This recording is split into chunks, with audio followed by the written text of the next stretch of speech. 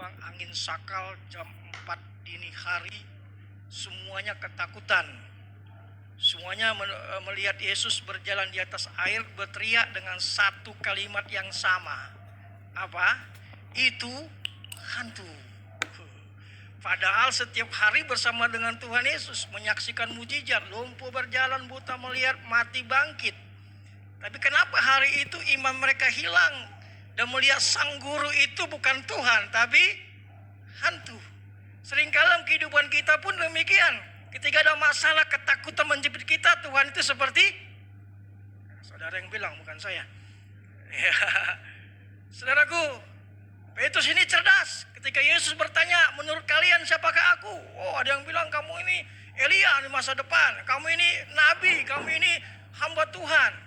Tapi tak satu pun jawaban yang kena. Maka Yesus langsung tanya Petrus, Petrus, menurut kamu siapa aku? Maka dia bilang, engkaulah Mesias. Luar biasa. Dan Tuhan katakan, kunci kerajaan Allah ada padamu. Jadi kalau Petrus, kita mau masuk surga, Petrus lagi keluar, kita nunggu Petrus dulu buka pintu. Ya, karena kunci kerajaan surga ada di tangan Petrus. Ketika Tuhan menceritakan penderitaan-penderitaannya, saya akan dibunuh, disalib, dibantai. Petrus nggak terima, dia tarik Tuhan Yesus. Dari 12 murid dia berani tarik Tuhan Yesus. Guru siapa? Bilang. Biar gua bantai itu yang nangkap engkau. Yesus ketawa aja, bukan itu Petrus. Bahkan memang dia buktikan keberanian ketika di Taman Getsemani. Tuhan Yesus berdoa, doa syafaat 3 kali dengan doa yang sama. Seandainya begini Tuhan, lalu cawan ini, tapi bukan kehendakku yang jadi, kehendakmu jadilah. Dia mulai gemetar, dia ketakutan. Murid-murid dia suruh topang doa, tidur. Bangun. Topang doa. Sebagai manusia, Yesus juga butuh topang doa. Dia doa lagi dengan gemetar. Dan peluhnya atau keringatnya berubah menjadi darah. Murid-murid tadi, termasuk Petrus, tidur. Sekali lagi bukan Petrus di sini ya, Petrus di Alkitab. Ya. Untuk ketiga kali dia maju, dia berdoa dengan gemetar, dengan menangis. Tapi dia katakan, kehendakmu jadilah. Banguni murid-muridnya. Tidak tahankah kau berdoa 1 jam saja? 1 jam saja. Berdoalah, berjaga-jagalah supaya jangan jatuh dalam pencobaan. Tuhan minta murid-muridnya berapa? 1 jam. Jadi nggak salah kalau guys dia suruh kita berdoa 1 jam. Lebih puji Tuhan, kurang jangan. Ya. Saudaraku, ketika Yesus ditangkap, dari 12 murid cuma dia bawa golok. Semane Tuhan ditangkap, 12 murid yang lain bawa Alkitab misalnya, dia bawa golok. Dia potong kuping siapa? Seorang prajurit, putus. Berani gak dia? Berani. Yesus geleng-geleng kepala, dia ambil kuping itu, ditancapkan lagi tanpa operasi, tanpa luka, tanpa bekas jahitan, sembuh. Petrus, bukan ini. Kalau ini aku mau, malaikat surga itu udah turun. Berani gak Petrus? Kita lihat bagaimana penyangkalan Petrus. Kita akan buka Matius pasal 26.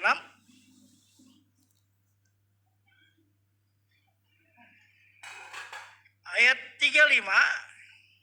Kemudian lanjut ayat 69 sampai 75.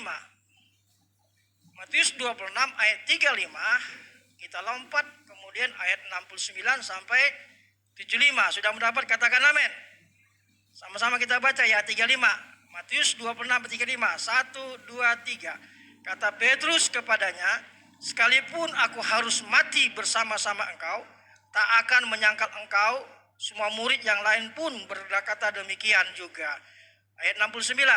Sementara itu Petrus duduk di luar di halaman.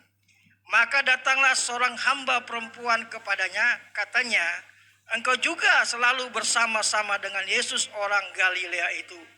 Tetapi ia menyangkalnya di depan semua orang. Katanya, aku tidak tahu apa yang kau maksud. 71.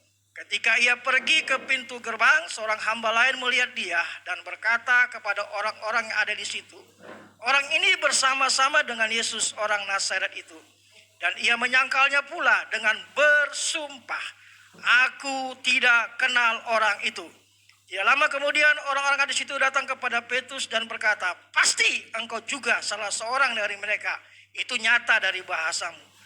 Maka mulailah Petrus mengutuk dan bersumpah, "Aku tidak kenal orang itu." Dan pada saat itu berkokoklah ayam. Maka teringatlah Petrus akan apa yang dilakukan Yesus kepadanya. "Sebelum ayam berkokok, engkau telah menyangkal aku 3 kali." Lalu ia pergi keluar menangis dengan sedihnya. Puji Tuhan.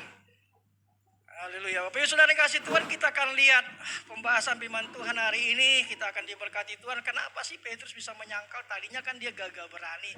Hebat. Dari semua murid dia pemegang kunci kerajaan sorga. Dari semua murid dia yang bisa berani berjalan di atas air. Kalau benar engkau itu Tuhan, suruh aku berjalan. Ya, sayangnya dia takut mulai tenggelam. Kemudian dari sekian murid yang ada di dalam Getsemani, dia yang berani ambil golok, potong kuping seorang perwira. Dan luar biasa, pada saat Yesus diadili pun dia ada, tapi jauh di halaman. Saudaraku, pernyataan Petrus di ayat yang ke-35, kata Petrus, "Sekalipun aku harus mati bersama-sama engkau, aku tak akan menyangkal engkau." Semua murid yang lain pun berkata demikian. Benarkah argumen perkataan Petrus? Sekalipun yang lain menyangkal, yang lain lari, yang lain gak dekat dengan Tuhan, aku tidak akan menyangkal engkau, mati pun mau. Tapi kenyataannya di pasal 26 ini ayat 69, 3 kali dia menyangkal Tuhan. Kenapa ketika dia adilin, Petrus nggak muncul? Benarkah engkau Mesias yang dijanjikan itu? Yesus diam, ditampar 5 kali, pas Petrus diam. Di mana nyalinya? Di mana keberaniannya? Jangan-jangan sama dengan kita juga ketika ancaman, tekanan. "Oh, kamu kalau nggak pindah jadi agama lain, gua potong lo, gua penggal lo." Diam. Saudaraku, Petrus yang kita kenal Kepas batu karang yang teguh ini tidak seperti sosok pribadi sebelum Yesus ditangkap. Hari itu kita lihat hanya seorang ibu, hamba perempuan. Sekali lagi, hamba perempuan, bukan seorang prajurit dengan senjata. Tanya dia, "Kamu kan murid Tuhan Yesus." Pertama belagak pilon, tahu belagak pilon? Belagak bodoh, nggak tahu. Ngomong apa? Apa pertanyaanmu? Nggak tahu waktu itu. Itu pertama. Dia tenang, diam, kumpul lagi dengan orang-orang. Datang lagi seorang ibu.